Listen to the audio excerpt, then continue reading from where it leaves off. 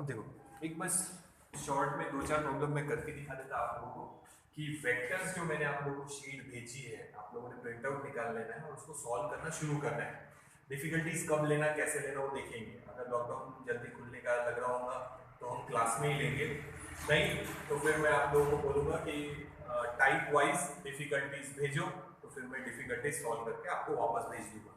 Solve करने के लिए आप लोगों ने क्या लेना है, अकाउंट बुक लेना है। अकाउंट बुक इसलिए लेना है कि वो थोड़ी सी चौड़ी रहे, ब्रॉड है थोड़ी सी, ठीक है। तो अकाउंट बुक लेना, ये एक पेज है, हम अकाउंट बुक खोल लिए समझो ऐसे, तो ये दो पेजेस हो गए हमारे, ठीक है। तो इसमें कैसा है, हमारे को गिवन वगैरह नहीं लिखना है, हमारे को क्वेश्चन भी नहीं लिखना है, हमारे को ज्यादा कुछ बहुत ज्यादा अच्छे से सॉल्व भी नहीं करना है। कैसे सॉल्व करना है वो बताऊंगा। देखो तो ये हमारा एक पेज है, ये हमारा बाजू वाला दूसरा पेज है। तो आप इसको दो पार्ट में डिवाइड कर लो, लाइन खींच के इसको भी ऐसे नंबर ऑफ पेजेस पे आप लोगों ने डिवाइड करके रखना है। यहाँ हम सॉल्व करेंगे फर्स्ट, फिर सेकेंड, फिर थर्ड, फिर फोर्थ, फिर जहां खत्म हो गई यही पेज पे फिफ्थ, फिर सिक्स, फिर सेवन, फिर एट, टाइप की हेडिंग डालना है यहाँ पे और ये ऐसे सॉल्व करना है। डिफिकल्टीज बेटा अगर मैं क्लास में आप लोगों की सॉल्व करूंगा तो पहले मेरे को दिखाना पड़ेगा कि सर देखो हमने ट्राई किए हैं। नहीं तो कोई भी रैंडम पूछेगा कि सर 10th वाला नहीं आया, अब उसने भले ही पूरे प्रॉब्लम में से एक भी प्रॉब्लम सॉल्व नहीं किया होगा फिर भी वो बीच में बोलेंगे सर 10th वाला प्रॉब्लम, तो ऐसे फिर एंटरटेन नहीं होगा। बुक में सॉल्व किया हुआ दिखना चाहिए कि सर देखो इतने सारे हमने किए, नंबर वाइज ही करना 1 2 3, समझो 4th वाला नहीं आया तो उसके लिए थोड़ी सी जगह छोड़ो, 5th आ गया, 6th आ गया, 7th नहीं आया तो उसके लिए जगह छोड़ो, फिर 8th वाला करो। तो छोटी छोटी जगह लगेगी, 5 6 लाइन 7 लाइन 8 लाइन में सॉल्व हो जाएगा। तो यहाँ पे जो पेज में डिवाइड किया है तो जगह यहाँ तक सॉल्व हो जाएगा, फिर आगे वाली जगह वेस्ट होगी, तो आपने उसको दो पार्ट में डिवाइड करना है, इधर सॉल्व करना है इधर सॉल्व करना है। ये 8 हो गया तो हम दूसरे पेज पे 9 10 11 12 13 जितने आएंगे फिर 49 सो ऑन ऐसे सॉल्व करेंगे। तो अकाउंट बुक लेना, अकाउंट बुक बड़ी रहती, छोटा रजिस्टर या नोटबुक जैसा कुछ लेंगे तो फिर मिक्स हो जाएगा वो। तो अकाउंट बुक लेना मेरे हिसाब से, अगर दुकान में जाएंगे अकाउंट बुक चाहिए तो थोड़ी सी ब्रॉड रहती हो, तो उसमें पेज में दो पार्ट कर लेना, लाइन खींच के रखना है ऐसे, चैप्टर की हेडिंग डालो, जो टाइप शुरू कर रहे हैं उसकी हेडिंग डालो और फिर क्वेश्चन सॉल्व करते जाओ। जो क्वेश्चन नहीं आया क्वेश्चन नंबर डाल के रखो, जगह ब्लैंक छोड़ो। इससे ये होगा कि ये जो मैं आप लोगों को शीट दे रहा ये ठीक है, हम कोई बुक्स के नाम भी मैं आप लोगों को बता दूंगा बाद में, तो आप वो बुक्स भी सॉल्व करने के लिए ले सकते हैं। पर जैसे अभी समझो मान लो 100 प्रॉब्लम्स हैं, आप लोगों ने ट्राई करना, फॉर्मूले मैंने सब आप लोगों को बता ही दिए हैं, आप लोगों ने ट्राई करना। मान लो आप लोगों को 50 प्रॉब्लम्स आए, 50 प्रॉब्लम डिफिकल्टी में मैं सॉल्व कर दूंगा, ये आपने फर्स्ट टाइम सॉल्व किया तो आपकी जो 50 प्रॉब्लम आपको नहीं आए वो डिफिकल्टी थी वो सॉल्व हो गए। 2-3 महीने बाद आप फिर से ये 100 प्रॉब्लम सॉल्व करो तो पूरे के पूरे 100 आएंगे उसकी गारंटी नहीं है। भले आप लोगों ने सॉल्व किए थे, मैंने भी आपकी डिफिकल्टी ले ली, हो सकता है 2-3 महीने में कुछ फॉर्मूले याद नहीं आया या कुछ गड़बड़ हो गई, फिर से एक बार सॉल्व कर लिए, अब आप लोगों को 80 to 90 प्रॉब्लम खुद से आ जाएंगे, फिर से 10 प्रॉब्लम नहीं है तो वो 10 प्रॉब्लम हमारे पास यहाँ लिखे हुए हैं, फिर से एक बार देख लो कि यार हाँ सर ने ऐसे करके दिया था, नहीं आया तो मेरे से पूछो। अब थर्ड टाइम अगर आप नहीं भी करेंगे तो चलेगा, अब आपको 100 में से 100 आ जाएंगे, यानी वैसे टाइप का अगर कोई भी प्रॉब्लम आया तो आप अब सब प्रॉब्लम उसमें से सॉल्व कर पाएंगे। तो जितना ज्यादा आप सॉल्व करेंगे खुद उतना अच्छा रहेगा, दिमाग लगाओ। या हो सकता कि हमारे 3-4 दोस्त है अपनी क्लास में, जरूरी नहीं है कि मेरे को अगर 4th प्रॉब्लम नहीं आया तो दूसरे को भी 4th प्रॉब्लम नहीं आया हो, उसको हो सकता है शायद 5th नहीं आया हो, तो मेरे को 5th आया तो मैं उसको 5th समझा दूं, उसको 4th आया है जो मेरे को नहीं आया तो वो मेरे को 4th समझा दे। तो इसमें क्या होगा, उसका भी एक बार समझाना हो जाएगा तो उसको लॉन्ग टर्म याद रहेगा, हमने भी एक समझ लिया तो हमारी एक डिफिकल्टी कम हो गई। समझाने से क्या होगा, वो लॉन्ग टर्म याद रहेगा, और अगर कुछ गड़बड़ की होगी तो सामने वाला पूछेगा नहीं यार तुमने ये गलत सॉल्व किया, ठीक है ना।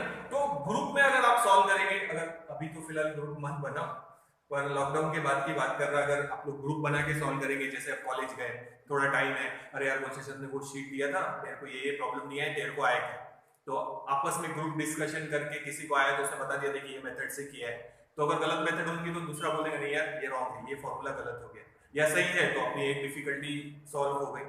तो ऐसे सॉल्व करना पड़ेगा, ठीक है। तो अकाउंट बुक लेना, पेज को दो पार्ट में लाइन खींच लेना, ऐसे दो पार्ट में डिवाइड करना, इधर सॉल्व करना इधर सॉल्व करना, फिर दूसरे पेज पे भी ऐसे। तो नंबर ऑफ पेजेस पे वो लाइन खींच के रखना, चैप्टर की हेडिंग डालो, टाइप कौन सा सॉल्व कर रहे हैं उसकी हेडिंग डालो और सॉल्व करना।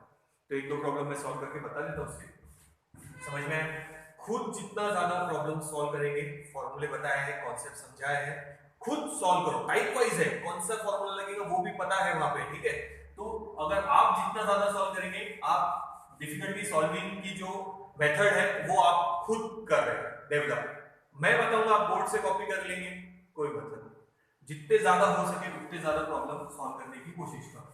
हम बुक भी ले सकते थे कोई, पर हम बुक इसलिए नहीं ले रहे क्योंकि पीछे सॉल्व किया हुआ रहता, किसी को नहीं आया तो उसने पीछे लिख लिया, हाँ एक बार समझ में आ गया, फिर उसने बोला नहीं जानते सर क्या पूछ रहे हैं, इसीलिए हम बुक नहीं ले रहे। हम मॉड्यूल्स जैसे मैंने दिए हैं वैसे ही देंगे, सोल्यूशन आप लोग उसको खुद निकालो, ऑप्शंस दिए हैं आंसर के पीछे, फिर नहीं आए तो मैं डिफिकल्टी के लिए हूँ। जितने ज्यादा, 2 बार तो कम से कम ये मॉड्यूल आपको सॉल्व करना ही पड़ेगा साल भर में।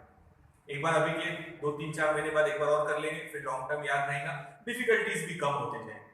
फिर अगर आपको लगे कि नहीं अब हमारी प्रैक्टिस हो चुकी है, तो फिर मैं आप क्लास में आएंगे तो 1-2 बुक के नाम भी बता दूंगा, MSCT के लिए अलग, नीट के लिए अलग, JEE के लिए अलग, तो वो बुक्स भी आप लोग ले लेना, उसमें भी सॉल्व करेंगे तो यही प्रॉब्लम मिल जाएंगे, कुछ नए प्रॉब्लम मिलेंगे, नहीं आए तो मैं वही देखेंगे फिर, ठीक है। तो 1-2 प्रॉब्लम हमने करके बता देता, ध्यान दें, मोबाइल से देखना पड़ेगा, शीट तो लाया नहीं, देखते वेक्टर्स देखते हैं। पहला क्वेश्चन देखो क्या है, वेक्टर्स हेडिंग है, पहला चैप्टर है फंडामेंटल ऑफ वेक्टर्स पे, the vector projection of a vector. First question कैसे लिखना है वो बता रहा, वेक्टर दिया है हमको 3i प्लस 4k, ठीक है। आंसर यहां लिखना है, मैं समझा रहा बाजू में, ध्यान देना।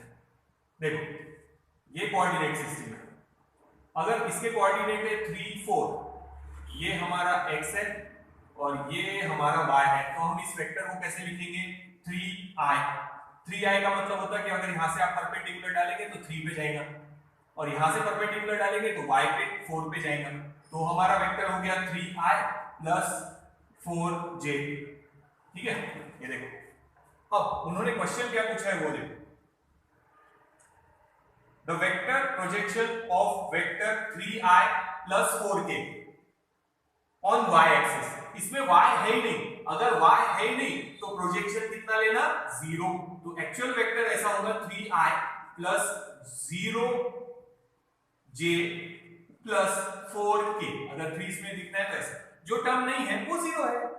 अब यहां z एक्सिस नहीं है तो हम ऐसा लिख सकते हैं 0, तो याद रखना 3, 4 मतलब उस वेक्टर से परपेंडिकुलर डालेंगे तो x एक्सिस पे है 3i, y एक्सिस पे है 4 और k पे 0, क्योंकि 2 डायमेंशन है, यहाँ i और k दिया है, y नहीं दिया है, तो ये 0, तो ये हमारा आंसर हो गया।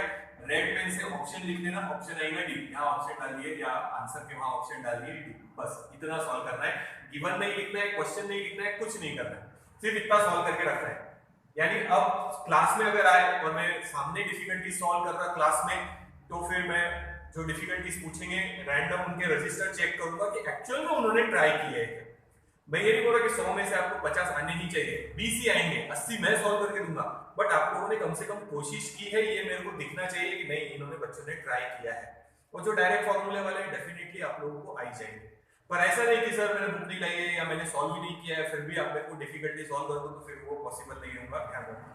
तो ये हो गया हमारा पहला, इसको पूरा लिखना है तो आप ऐसे भी लिख सकते हैं 3i प्लस y कोऑर्डिनेट नहीं दिया है तो हम हमेशा क्या लेंगे 0, तो ये हो गया 3i plus 0j plus 4k, option आया डी, लाल पेन से लिख लें 0। ये हो गया हमारा फर्स्ट क्वेश्चन, बस इतना ही करना है, ये तो मैंने आप लोगों को एक्सप्लेनेशन दिया है, वो लिखने की जरूरत नहीं। तो ये हो गया हमारा first option D, first question solve हो गया, बस इतना ही लिखना है, 1 2 3 लाइन में हो गया, समझ में आ रहा है? हाँ ठीक है, इसको मिटा, ये 0, ये 3, ये 4, यानी इस वेक्टर का परपेंडिकुलर डालेंगे x एक्सिस पे तो कहां इंटरसेक्ट होगा 3 पे, z एक्सिस पे डालेंगे तो कहां इंटरसेक्ट होगा 4 पे, अब इसमें j है ही नहीं तो 0 देंगे 0, ठीक है। ये हो गया हमारा फर्स्ट प्रॉब्लम, ऐसे करना है ना। सेकंड प्रॉब्लम देखते हैं, सेकंड देखो क्या है,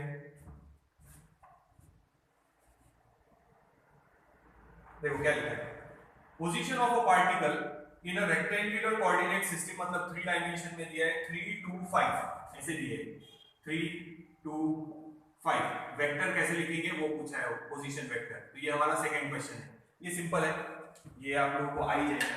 तो कैसे लिखेंगे,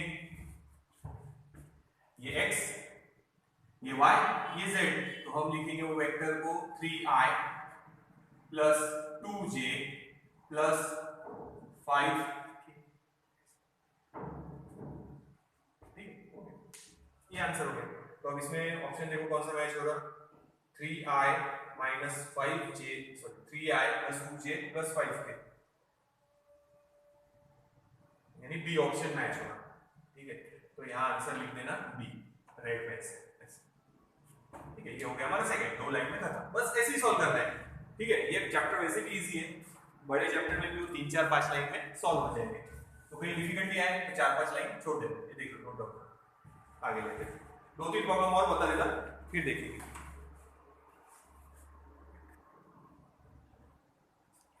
चलो 1 2 और प्रॉब्लम बता देता, बस इतना इतना लिखना है। आप लोगों ने पार्टीशन किया ही है तो कम जगह लगेगी, तो यहाँ पार्टीशन है, बाजू में दूसरे प्रॉब्लम्स आ जाएंगे, तो जगह भी बचेगी और हमारा सॉल्व हुआ सामने रहना चाहिए, कभी भी काम आया तो देख सकते खोल के।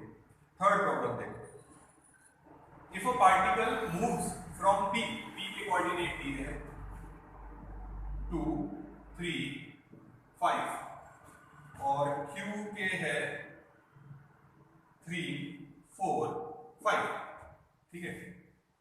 डिस्प्लेसमेंट वेक्टर निकालना है, ठीक है। तो देखो पहले हम पोजीशन वेक्टर p का लिख लेते हैं, OP, तो वेक्टर क्या बनेगा 2i plus 3j plus 5k, और ये वेक्टर बनेगा OQ, position vector q point का क्या बनेगा देखो 3i plus 4j plus 5k, ऐसे बनते हैं, हो गया। अब निकालने को क्या बोला उन्होंने, देखो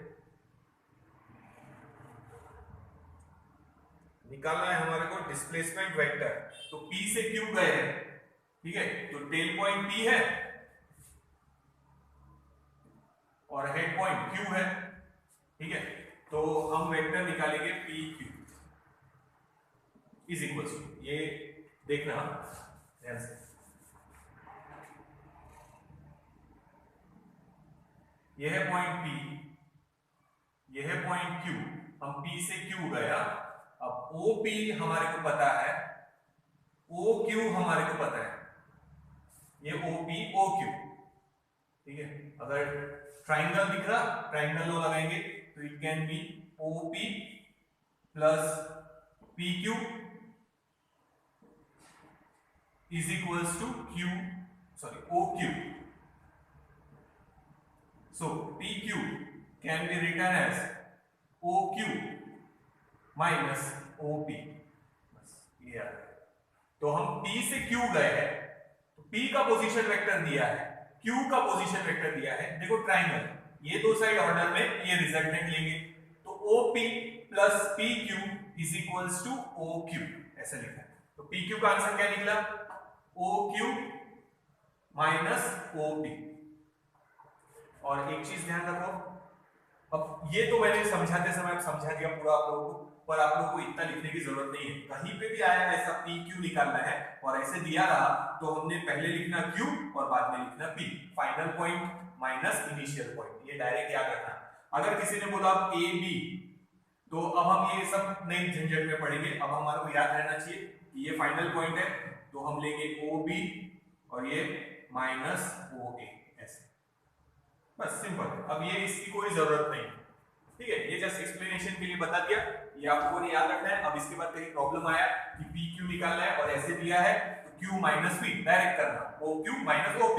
अब AB दिया है तो हम क्या करेंगे B माइनस A, अगर कहीं पे CD दिया था तो बोलो क्या करेंगे, D पहले है तो हम लिखेंगे OD माइनस OC, बस सिंपल, ठीक है। तो ये लिखने की जरूरत नहीं है, ये वाली बना लेना आप लोगों ने एक्सप्लेनेशन। अब देखो फाइनल आंसर, अब डायरेक्ट माइनस करना बेटा, इसमें से ये माइनस करना है, स्टेप लिखने की जरूरत नहीं, अब वो डायरेक्ट कर सकते हैं। देखो यहाँ कोई स्टेप को मार्क नहीं है, आपके पास 4 ऑप्शन रहेंगे, 4 में से आपको एक ऑप्शन टिक करना है, कोई प्रॉब्लम नहीं है, टिक करना है बस, तो ये हम हमारे लिए बना रहे हैं ताकि टाइम पे हम पढ़े तो हमारे को वापस से याद आना चाहिए कि कैसे सॉल्व किया था।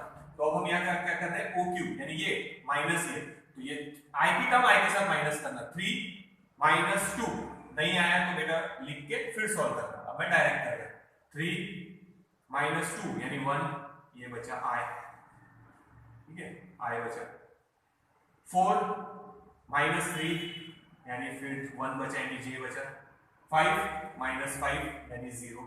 तो हमारा वो पी क्यू वेक्टर ये आया। देखो कौन सा ऑप्शन मैच हो रहा,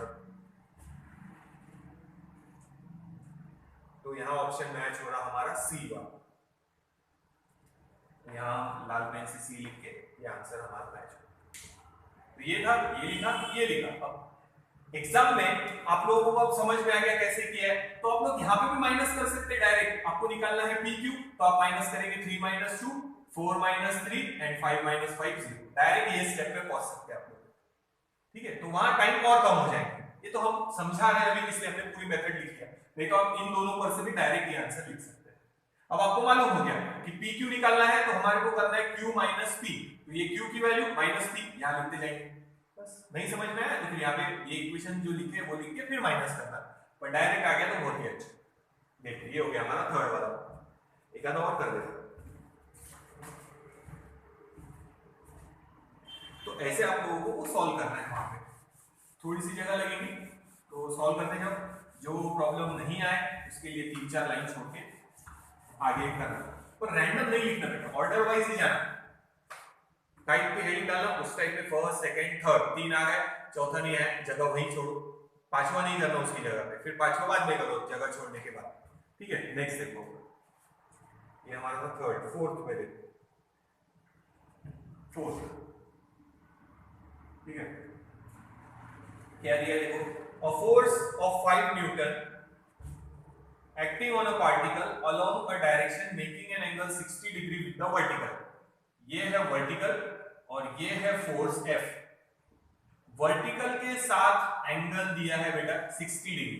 देखो तो हम गिवन नहीं लिख रहे, यही बना रहे वो डायग्राम, ये है 60 डिग्री, ठीक है। ये है हमारा वर्टिकल, उसके साथ ये फोर्स का 60 डिग्री एंगल है, और फोर्स है हमारा कितने न्यूटन है, 5 न्यूटन, ठीक है। फिर से देखो पढ़ता हूं फोर्थ वाला question. A force of 5 Newton act on a particle along a direction making an angle 60 degree with the vertical। Horizontal के साथ दिया होता तो ये एंगल निकालते, वर्टिकल समझ में आता ना, ये वर्टिकल है, वर्टिकल के साथ उसका एंगल है 60। हॉरिजॉन्टल के साथ दिया होता तो हॉरिजॉन्टल के साथ लिखते, हॉरिजॉन्टल के साथ बोला होता तो हम लोग ऐसे निकालते, ये हमारा फोर्स, ये हमारा हॉरिजॉन्टल के साथ एंगल, और वर्टिकल के साथ ये। हाँ अब पूछा क्या है देखो, it's vertical component will, vector को रिजॉल्व करना है दो कंपोनेंट्स में, वर्टिकल कंपोनेंट पूछा है, ध्यान देना। तो ये एक वेक्टर दिया है, उसको दो कंपोनेंट में डिवाइड कर रहे हैं हम लोग, एक कंपोनेंट ये और एक कंपोनेंट ये, याद है ना।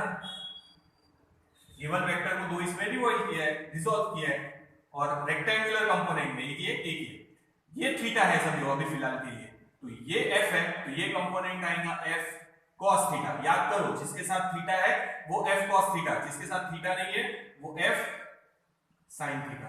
तो वर्टिकल कंपोनेंट निकालने के लिए बोला है, तो फोर्स का वर्टिकल कंपोनेंट है f cos थीटा, हॉरिजॉन्टल बोला होता तो यहां f sin थीटा निकालते, क्वेश्चन में चेंज हो सकता, f की वैल्यू है 5, cos थीटा यानी cos 60, तो 5 into 60 1/2, so it is 2.5 newton. तो vertical component of force is 2.5 newton. ये डायग्राम ये आंसर। तो ऑप्शन कौन सा मैच हुआ देखो, ऑप्शन मैच हुआ है डी वाला, तो हम यहां लिखेंगे डी और ये हमारा फाइनल आंसर। बस आप लोगों को ऐसे सॉल्व करना है, गिवन नहीं लिखना है, क्वेश्चन नहीं लिखना है, क्वेश्चन लिखना नहीं है, हमारे पास वो नोट्स है हम सामने रखेंगे, क्वेश्चन लिखना नहीं है, सिर्फ ऐसे सॉल्व करना है, और कोई गिवन वगैरह भी नहीं लिखना है। गिवन लिखा नहीं हमने, डायग्राम बनाना था इसलिए बना लिया, लिख लिया वहां पे, नहीं तो डायरेक्ट सॉल्व करना है। ये देखते हैं नोट डाउन करो,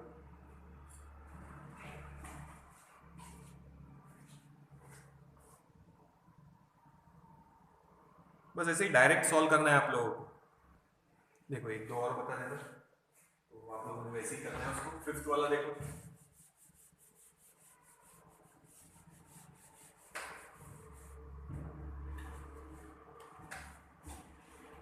फिफ्थ वाला क्या क्वेश्चन है देखो।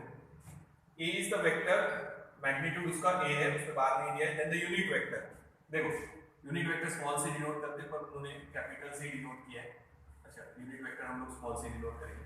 देखो a vector quantity has two things, ये समझा है, मैग्नीट्यूड एंड डायरेक्शन, ये यूनिट वेक्टर है। तो unit vector can be written as vector A upon its magnitude. बस सिंपल इतना ही लिखना है फिफ्थ वाले में, ये आंसर हो गया। ऑप्शन मैच हो जाएगा हमारा डी के साथ। ये समझाया है मैंने, बोर्ड वाले में भी और कॉम्पिटिटिव में भी लिया था। आप चाहे तो ऐसे भी लिख सकते हो, वेक्टर ए अपॉन मैग्नीट्यूड को ऐसे भी लिख सकते हैं, मॉड। तो vector quantity has two things, magnitude, ये हमारा मैग्नीट्यूड है और ये हमारी डायरेक्शन। तो ये यूनिट वेक्टर है जो डायरेक्शन बता रहा है। यूनिट वेक्टर ए को अपॉन में इतना ही कर रहे हैं। तो ये हो गया हमारा फिफ्थ वाला। ठीक है, एक और कर देता बेटा, ये वीडियो डालूं उसके एक आध दिन में आप लोगों ने देख लेना है, क्योंकि ये कुछ काम का वीडियो नहीं है, तो मैं ग्रुप में यूट्यूब से डिलीट कर दूंगा। तो आप लोगों ने हो सके उतना जल्दी देख लेना, नहीं तो मैं उसको डिलीट कर दूंगा फिर। ठीक है, तो बेटा जितने प्रॉब्लम आप खुद सॉल्व करेंगे, इट इज मैंने सॉल्व किया, जितना ये ज्यादा होगा कि नहीं यार मेरे को आ गया, आप सोच के करेंगे तो आपका दिमाग चलना शुरू हो जाएगा कि ऐसा प्रॉब्लम आया तो ऐसा करना है, वैसा प्रॉब्लम आया तो वैसा करना है। अभी फिलहाल फॉर्मूले आप सामने रखो, लर्न होने के होंगे, फॉर्मूले सामने रखो, धीरे धीरे जैसे आप प्रैक्टिस करेंगे फॉर्मूले लर्न हो जाएंगे। तो जितने ज्यादा आप खुद सॉल्व करेंगे उतना लॉन्ग टर्म आपको याद रहेगा। हुआ होगा 8, 9, 10 में कभी मैथ्स में कि एक आधा हार्ड प्रॉब्लम है और वो अपने को आया, बड़ा अच्छा लगता और वो हमारे को लॉन्ग टर्म याद रहता। बस वही लॉजिक यहाँ है। ठीक है, तो आप लोगों को करना है। अब नेक्स्ट देखो कहाँ गया वो, हाँ सिक्स्थ वाला ले लेते हैं एक और। Vector A makes equal angle X Y Z के साथ, तीनों के साथ इक्वल एंगल है। वैल्यू ऑफ द कंपोनेंट, कोई भी एक कंपोनेंट की वैल्यू निकालना है, मैग्नीट्यूड। तो देखो याद है डायरेक्शन कोसाइन लिखे हैं हम लोगों ने, कॉस अल्फा, वहां आर लिया था, यहाँ उन्होंने ए बोला है, तो हम लिखेंगे a x upon a, cos beta a y upon a and cos gamma it is equals to a z upon a. देख लो एक बार, फॉर्मूले नहीं याद आ रहे तो देख लेना। इनको बोलते हैं डायरेक्शन कोसाइंस, ये हमने लिया है ना direction cosine, L M N से डिनोट किए थे, अभी कॉस से ही लिए, कोई प्रॉब्लम नहीं। ठीक है, अब तीनों सेम है, कॉस अल्फा कॉस बीटा, उन्होंने बोला तीनों एंगल सेम है, तो कॉस गामा ये तीनों सेम रहेंगे। तो हम इससे एक से अब ये लिख सकते हैं, बेस तो सेम ही है, तो ये न्यूमरेटर भी सेम रहेगा, ax ay az, ये भी सेम है। अब ये हमारा पहले हो चुका है, उस पर से हमने ये कंक्लूजन निकाल लिया जो गिवन है उस पर से कि एंगल सेम है। अगर एंगल सेम है तो हम ये लिख सकते हैं, तो ये हमारा फॉर्मूला था, ये उन्होंने गिवन है, ये गिवन, उस पर से हमने ये निकाल लिया। अब हमारा एक और फॉर्मूला था, cos square alpha plus cos square beta plus cos square gamma is equals to 1। इसमें ये वैल्यू डाल दो, ये वाली, तो क्या आएगा ax square plus ay square plus az square, ऊपर का स्क्वायर हो गया, नीचे का बेस सेम ही है, तो हम लिखेंगे यहाँ a square is equals to 1। Last step है, ध्यान दो, ये तीनों सेम है, तो हम इसको ऐसे लिखेंगे, कोई भी एक कंपोनेंट लिख लो, 1 2 3, तीनों को ऐड किया 3 अपॉन में a स्क्वायर है उधर चला गया, so we can write ax, root ले लो, इसका रूट आएगा a और अपॉन में ये 3 का root 3 and this is the final answer. कोई भी एक कंपोनेंट ले लो, ax है, ay है, az है, तीनों सेम है, तो तीनों का आंसर वही रहेगा a अपॉन रूट 3। तो देखो कौन सा ऑप्शन मैच हुआ, देखो ऑप्शन मैच हुआ है a अपॉन रूट 3, यानी हमारा ऑप्शन मैच हुआ है a1, ये ऑप्शन मैच हुआ है। बस तो ऐसे ही आप लोगों को सॉल्व करना है। तो ये हमारा फिफ्थ वाला हो गया। देख मेरे को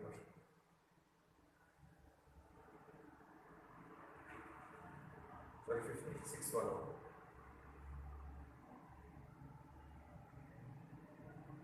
ये सिक्स्थ वाला है, फिफ्थ वाला किया है ना लोगों, फिफ्थ वाला किया देख सकते, ये सिक्स्थ वाला। अब सेवेंथ वाला एक लास्ट बता देता, इसी पर है क्योंकि तो सामने ही है तो बता देता। सेवेंथ वाला भी देख लो एक, फिर आप लोगों ने बस ऐसे ही सॉल्व करना है, ठीक है। पार्टीशन लॉग बुक लाना अकाउंट बुक, उसमें पार्टीशन बनाना और सॉल्व कर लेना उसको। और ये ऐसे ही लिखना है, क्वेश्चन लिखने की जरूरत नहीं है, क्वेश्चन लिखने की जरूरत नहीं है, क्वेश्चन लिखना नहीं है, क्वेश्चन पढ़ने के लिए वहां रखो। अब देखो, अब हम ले रहे हैं सेवेंथ वाला, देखो सेवेंथ वाला। ए वेक्टर दिया है 2i, नीचे यहां सॉल्व हो जाएगा। ए वेक्टर दिया है 2i plus 4j minus 5k। Question देखो क्या है, इफ वेक्टर ए दिया है तो हमने लिख लिया ये वाला, the direction of cosine of the vectors are, direction cosine निकालना है, मतलब इन तीनों की वैल्यू निकालना है। अब ध्यान दो, ax की वैल्यू किसी ने बोला तो आप क्या लिखेंगे 2 अपॉन में a की वैल्यू देखते कैसे निकालना, ay की वैल्यू लिखेंगे आप तो 4, ये लिख लिया, और यहाँ पे -5 अपॉन में a की वैल्यू कैसे निकालेंगे, a मतलब मैग्नीट्यूड इसका, so a is equals to under root of 2 square 4। अरे पूरा फॉर्मूला नहीं लिख रहे हैं, लिखने की जरूरत नहीं है। देखो क्या था, ax square plus ay square plus az square, direct, ठीक है। तो हम डायरेक्ट लिख रहे हैं, फॉर्मूले की कोई जरूरत नहीं है। या लिखना है तो एक स्टेप डाल देना, 2 square 4 plus 4 square 16 plus 5 square 25, ये हो गया 20 और ये हो गया रूट 45, तो ये आएगा रूट 45, ये रूट 45, ये रूट 45। तो तीनों डायरेक्शन कोसाइन निकल गए हमारे, cos alpha, cos beta, cos gamma. तो ऑप्शन कौन सा मैच हुआ देखो, 2 upon root 45, 4 upon root 45 minus 5 upon root 45, A option match हो गया। तो यहाँ हम लोग लिखेंगे आंसर फाइनल ए, और ऑप्शन ए आ गया उसका, ठीक है। तो आपको ऐसे सॉल्व करना है, ए का मैग्नीट्यूड निकाल लिया, मैग्नीट्यूड का फॉर्मूला चाहे तो लिख सकते हैं, नहीं भी लिखा तो भी चलेगा। क्या था फॉर्मूला, ए का मैग्नीट्यूड निकालना है तो ax square plus ay square plus az, value डाले आंसर निकला। डायरेक्शन कोसाइन ये ax 2 है, ay 4 है, az -5 है, माइनस था तो भूलना नहीं, अपॉन में a है तो a का मैग्नीट्यूड ये है। बस आपको ये 6-7 मैंने सॉल्व कर दिए बेटा, अब आप लोगों ने करना है, जस्ट बताना था, फर्स्ट चैप्टर है इसलिए मैंने कुछ करके बता दिया, जितने ज्यादा आप करेंगे उतना अच्छा है। और मैंने बताया अकाउंट बुक ले लेना, ठीक है। तो ये अकाउंट बुक फिर से बता देता, पेज है ये एक, खोलने के बाद ये दूसरा पेज, तो यहाँ चैप्टर की हेडिंग, फिर ये चैप्टर के हेडिंग में ऐसे 10-15 पन्नों पे पार्टीशन करके रखना। यहाँ टाइप की हेडिंग डालना, फिर first question, second question, third question, fourth नहीं आया तो उसके लिए जगह छोड़ दो वहीं, फिर फिफ्थ, फिर 6, फिर 7, 8, 9 वाला नहीं आया जगह छोड़ दो, 10, 11 ऐसे ऑर्डर से करते हैं। पूरा पेज वेस्ट करने की जरूरत नहीं है, पार्टीशन कर लेना, अकाउंट बुक बड़ी रहती है, पार्टीशन से काम चल जाएगा। फिर से पूरा क्वेश्चन लिखने की जरूरत नहीं है, जैसे मैंने ये सॉल्व किए हैं वैसे ही आप लोगों को सॉल्व करना है, ठीक है। तो ऐसे आप लोगों ने इसको सॉल्व कर लेना, वीडियो बेटा देख लेना क्योंकि मैं इसको हटा दूंगा, ठीक है। चलो, तो ये ऐसे आप लोगों ने वो वेक्टर्स सॉल्व करना शुरू कर दो, ठीक है। इसके बाद हम शुरू करने वाले हैं मोशन इन वन डायमेंशन। तो मोशन इन वन डायमेंशन हमारा हुआ है मोशन चैप्टर, वो देख लेना एक बार, वहां से हम स्पीड, डिस्टेंस, वेलोसिटी, ग्राफ वो सब वापस से एक बार रिवाइज करने ही वाले हैं।